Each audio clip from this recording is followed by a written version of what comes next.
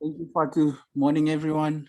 Uh, Coach, what did you learn about your side after facing Tifa United going into this fixture against Golden Arrows? Thank you. Good morning to members of the media. Thank you so much for availing yourself so early in the morning. Look, it just went to confirm exactly what we thought we knew already. Going into the season already, we before the Chiefs match, we anticipated that it would take us 5, maybe even 6 games before we hit top gear. Of course, the performances have been a glaring demonstration that we were quite correct. But we were correct because we are trying to work in a very systematic way to be a bit more scientific with regards to how we go about the season, because our form guide informed us last season that after a very good start to the season, there was a huge dip in form towards and a bit earlier than we had anticipated towards the end of the season, and in trying to rectify that, to have a little bit more longevity, to try to find a little bit more consistency, we altered a little bit how we worked and how we prepared the preseason, and also it's quite relative because you are informed a lot by health and medical issues, so it's been a tricky preseason, but a preseason that we wanted to progressively load our players to work in a way that will allow us to probably still maintain an element of freshness even late in the season, and hopefully by then we're able to maintain performances, maintain the football actions in relation to the quality, the frequency, and the rest in between. And we are trying to build that, and we don't want to put the cart before the horse. We want to make sure that we've got a very good base so that we can build upon with our performances. And so far, we are happy with the progress. Are we happy with the performances? No, but were we expecting to be where we are? Yes, 100%. And if you look, Kaizer Chiefs 35 minutes, and then you go to Amazulu, maybe a very good 45 minutes. And yesterday, on Tuesday, we had a situation where we could maintain football actions, particularly in the second half, and be a little bit more explosive. But the signs are there that we are on the right track, and we need to be a bit more patient. Let's move on to Mark Gleason.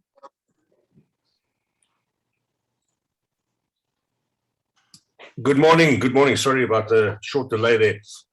Can I ask, sir, how easy is it to plan against a team like Golden Arrows, who seem to have perhaps a little less structure or perhaps a bit more difficult to read than other teams in the league?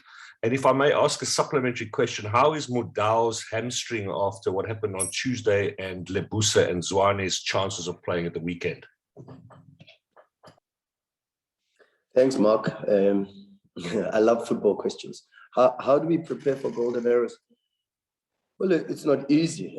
Traditionally, Arrows have had a very distinctive way of playing, a very Arrows way of playing, and I think it's synonymous with how they are known as Abafana Westend. They play with a bit more exuberance. They play a little bit off the cuff. And even when they try to have some form of organizational forms, they still try to maintain a little bit the flair and the expressive abilities of their players. And sometimes that's where the difficulty is. The difficulty comes in trying to pre-plan for instinctive football actions, and that becomes very difficult. They've got a very good team. They've got a very good coach. with a good assistant in Mabuti, very knowledgeable, very, very hardworking, very, very hungry for success and to be for information and wants to be a top coach all the time. And but yeah, it's a team that still tries to maintain the 4-2-3-1 sort of structure. It's a team that will always give you problems, whether they have Gumede up front or whether they have Knox Mutizwe. And we've seen so many times that sometimes it's Knox starts and then Gumede comes on, or Gumede starts and then Knox comes on. But as you saw against SuperSport, Gumede started and he gives you a different dynamic, although possibly Knox is probably just as strong with regards to providing the team with a focal point and depth on the other side of the pitch with his speed and his ability to get beyond the defensive line. Of course, I think in that three that comes behind, they've got a lot of options. Sibia, Bule, Modi, top performance against SuperSport. In fact, very aggressive in one-on-ones, is ambidextrous, uses the left foot, the right foot, so it becomes very difficult. And then that gives you information on how to deal with him. But the spine with Zuke sitting as a deep line playmaker and Undwande also playing as an 8, slightly closer to him, and they can change the shape in the midfield with two double or a double pivot and a 10 or 2 8s and a 6. And you saw against SuperSport in the second half, a lot of the structure was a double pivot structure to be a bit more offensive, and they release 6-7 players to join the attack. So, and then they've got Matiane with his leadership, they've got Sibisi with his leadership, their ability to play from the back and to start build-ups, how they construct their attacks. This season has been a little bit more of variation. They've got the possibilities of the long ball. They've got the possibility of the pass to the fullback. And they've also got the possibility of trying to play through Uzuke to find the 8s. And sometimes in the first half against SuperSport, we saw that pattern. And then in the second half, it was a bit more vertical and direct, but very good side. And with a lot of energy, they counter press very well. And their fullbacks are very important. They average about 18 crosses into the box, and something that, and I'm talking current numbers, they're averaging about 18 crosses into the box. So it's a team where we know what to expect, but controlling that is the most difficult thing in football. With regards to the injuries, Mark, we had a rest day yesterday. We traveled from PE and we arrived, and the players that needed medical attention received medical attention. The players that had remained behind, unfortunately, like Tambazwane, Musa Lebusa, we still, as of yet, have not received any information with regards to their readiness, but we will see. We've got a training session today. They will be assessed by our medical department, and then maybe closer towards the match, we would be able to give you a more concrete. I try always to be honest, so unfortunately I can't give you an honest answer at the moment. Thank you, Coach. Mazola. Thanks, Fatu. Morning, Coach. I wanted to ask about your two new strikers, Safranco and Kutumela. Obviously, we've seen Safranco, not necessarily a typical sort of Mamelodi Sundowns forward, if I can put it that way. What have you made of him so far? And Tabiso, I think the only appearance he made was against Chiefs off the bench. We haven't seen him since, if I'm not mistaken. What's the latest with regards to his progress since he arrived at Sundowns? Thanks, Mazola. Safranco, we know what he offers us. We knew going into the market because the recruitment process at Mamelodi Sundowns is quite extensive. We not only work in relation to footage, And we have different pairs of eyes to be able to analyze. So we've got our scouting department with Ezrom and Tara, and then we've got the rest of the technical team, and we've got enough manpower in that department to be able to analyze and assess, and this allows us to delve deeper into the strengths and the weaknesses of individual players, and then we try to use data. Rhulani has come into that space to assist us. He was at Ajax Cape Town, and now is part of this very progressive but extensive also process of recruiting players. Where towards the end of the season, we are looking at the profile of our team and where we are in relation to the numbers.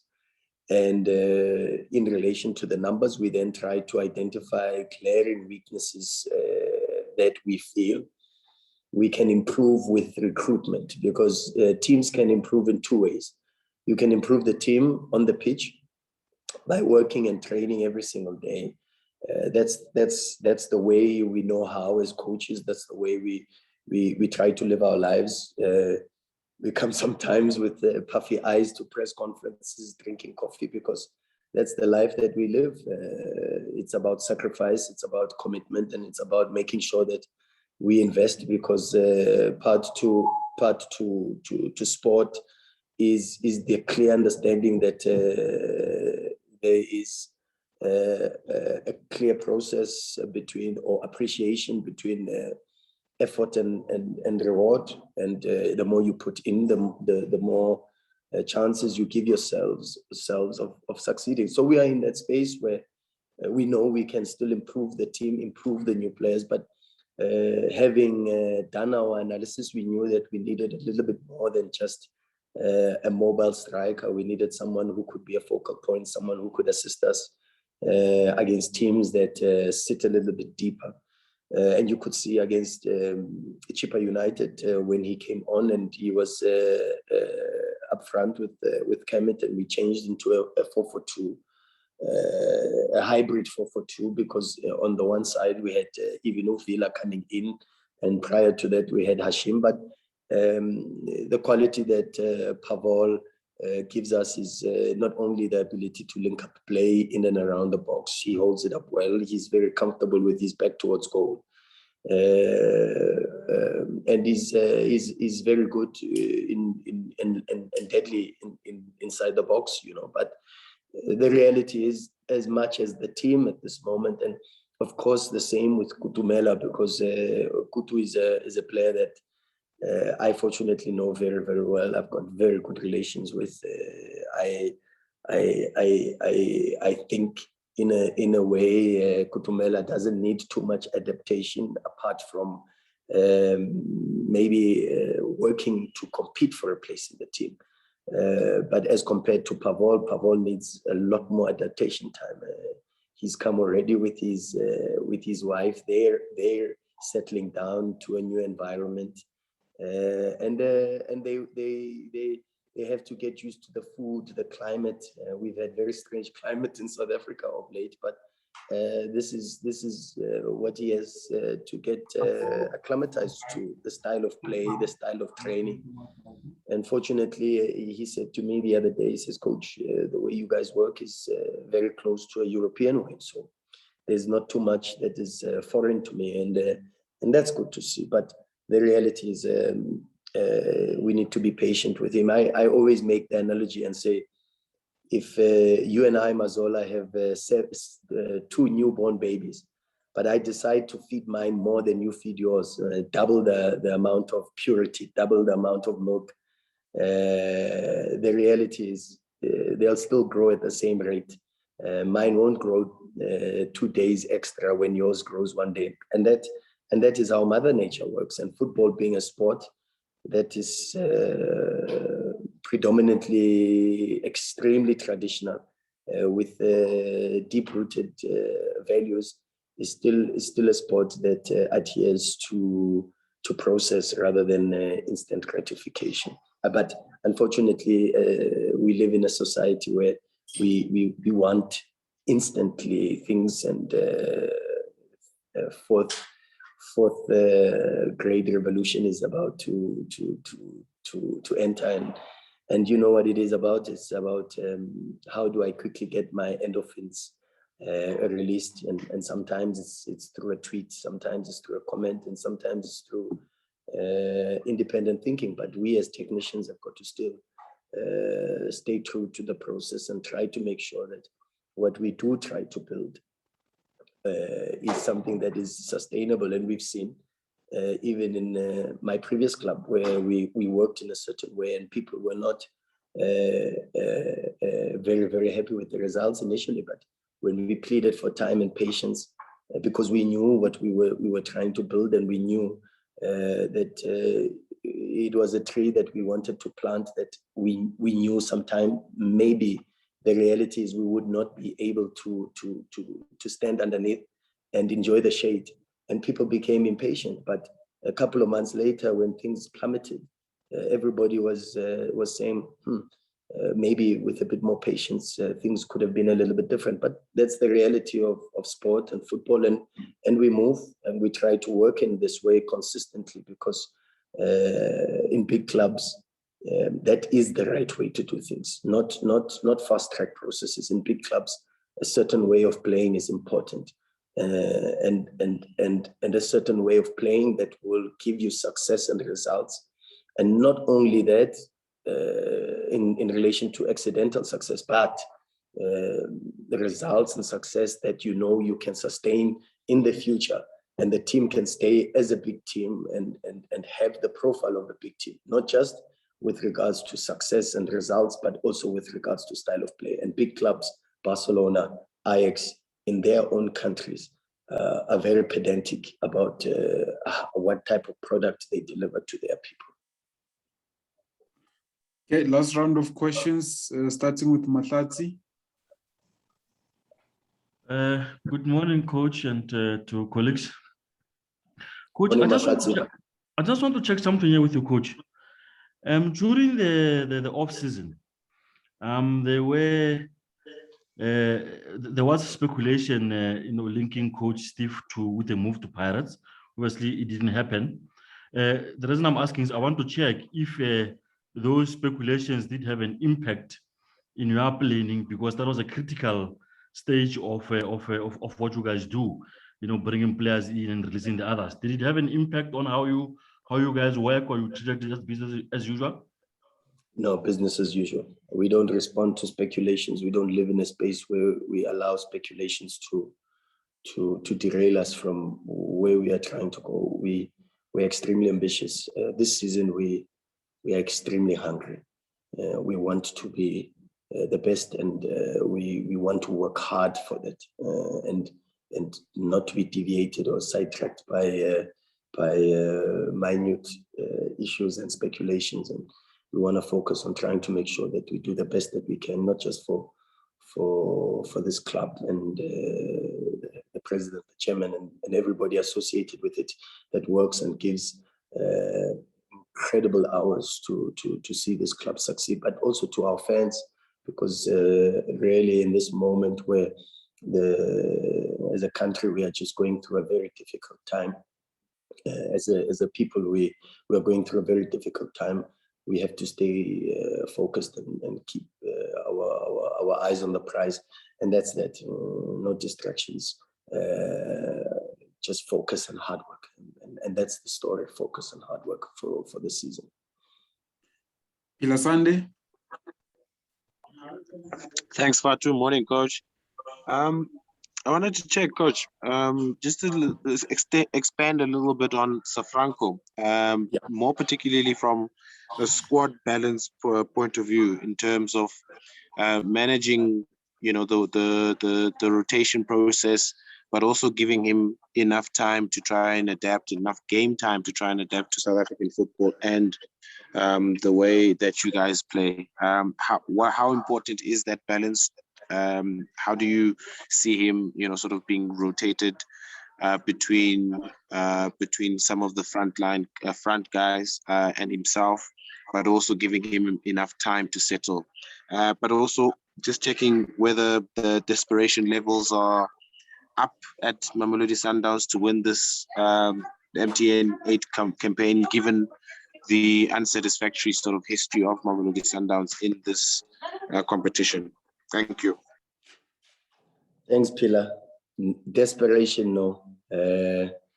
Funny, I was listening to the radio this morning, me and my music, and I was listening. I heard the song Desperado yeah, but we are not desperate. We are people of process. We are people of we are serious people that are really focused this season, extremely motivated, and ours is on the prize. We have a responsibility to make sure that we prepare as well as we can for every single match, to give ourselves the best possibility to win every single match. That's the mandate, that's the goal, that's the focus. It was a league match against Chippa United. We went there to try to win. We were disappointed we didn't win the game. You could when you walked into the change room, you could possibly hear a pin drop, and that's how somber the mood was. But that is good, and that's the mood in champions. When champions don't win football matches, there's no consolation. It's win or nothing, and that's the mentality that we carry at Sundowns. I read an interview by Rivaldo Coetzee, and the standout line was, "We are a bunch of winners." But that responsibility to continue and sustain winning and success means you need to know how you've achieved it, and to win and to know how you achieved it means you need to have a plan. There needs to be a strategy. There needs to be a certain way that you decide that this is the idea and this is the idea we want to follow. And the idea is the starting point, the game model, the way, the feelings for the game that we want to give when we perform on the pitch are feelings that must be synonymous with the club and what the club's about, and of course then you add the talent that we try to make sure that we have the best talent in the country.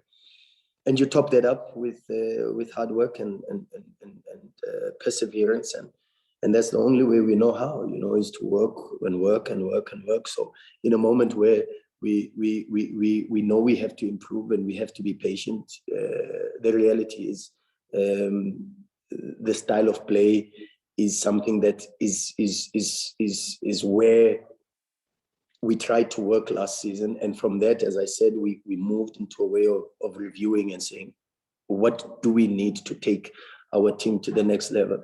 And the profile of a Safranco, stronger in the air, better at holding up the play, allowing us to play in and around the box, something different to what we had. We had an Afonso, but we could hardly ever get Afonso on the pitch, and we felt we still needed something like that, particularly for African Champions League. And Kutumela the same, Kutumela, top player, very, very good qualities and an instinctive feel to position himself in between the lines. As a number 10, I think that's his best position. Kutumela with us at Pirates played as a 10, and I've always felt that his game intelligence, his ability to arrive in the right places at the right time, to influence the play and with the right body position and still with his low center of gravity, manipulate space and time in tight areas and playing for a big club. Those are the type of players that you need. And we didn't really have a 10.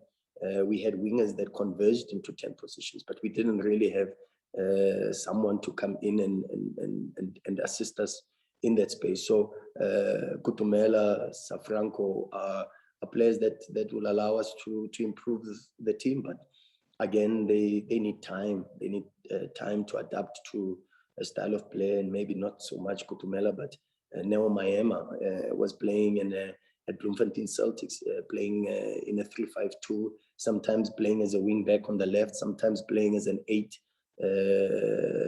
and sometimes even playing as a second striker, So, and now he's got a different role in a different formation, in a different way of playing that requires a little bit more patience and manipulate ball manipulation in between the lines, and also the pressure and the demands to perform and fight for your place in the team. That also is something that he's foreign to, you know. And Celtics, you go to a match, you get a draw, you're okay. You lose against some of the big teams, you're okay. But at Sundowns, you've got to help the team to win as an offensive player. You've got the responsibility to influence the result, and this is primarily one of the reasons why we sent a player like Keletso out on loan, to feel the pressure of carrying a team and influencing results, you know, because as offensive players, that's what is so important at Sundowns. And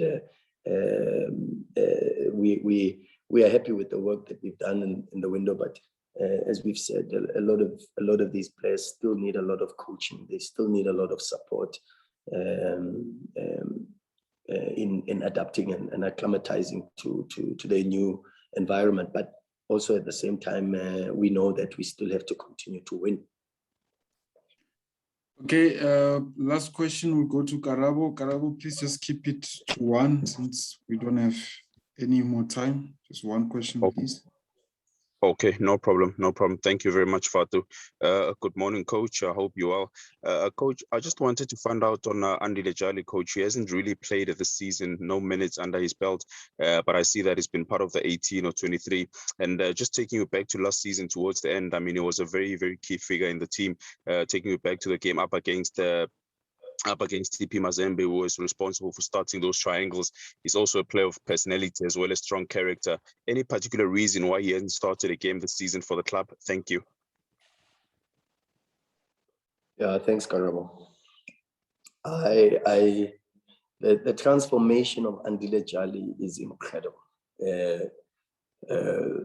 Upon my arrival from the second stint, I could feel that Andile Jali was a bit more disconnected from the group, slightly overweight, and maybe missing the passion for the game. But I must tell you, his level of commitment, his training, his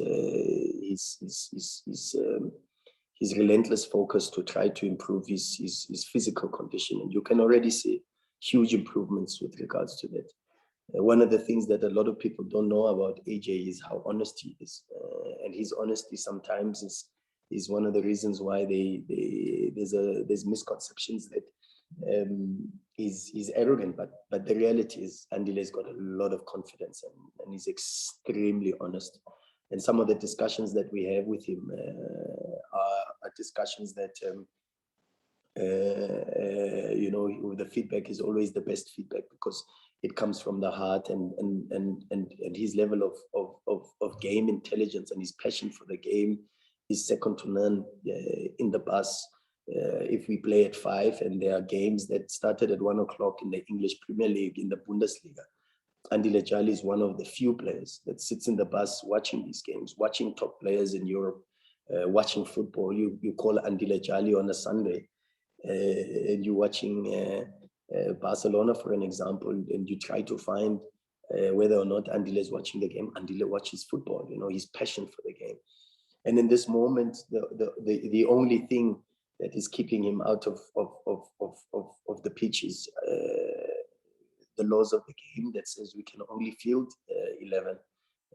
If we could field all 30 players, you know, because we love all of them, and all the players at Mamelodi Sundowns are special.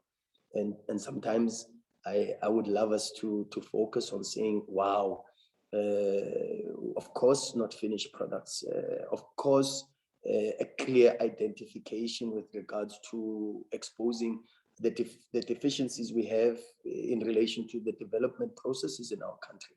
But we see huge and significant improvements in players like Toby Vala, for an example, his ability to receive the ball with the back foot and still look up, his ability to still be comfortable in and around the penalty area, in tight areas. I mean, the assist for Mshishi from Toby last season, you probably wouldn't find that pass, you know, but this season you found that pass. His build-up play, has improved. His ability to scan before initiating participation in the build-up and the work that is done. Hashim Domingo looks a different player. His tenacity, his work ethic, but even his confidence is on the up. So in this moment, we know we've got a quality group of players, and if we could, we would field all of them. But the reality is we've got to try to find the right balance, and sometimes to try and find the right balance between our expectations and our schemes in open play, and then the expectations and the schemes in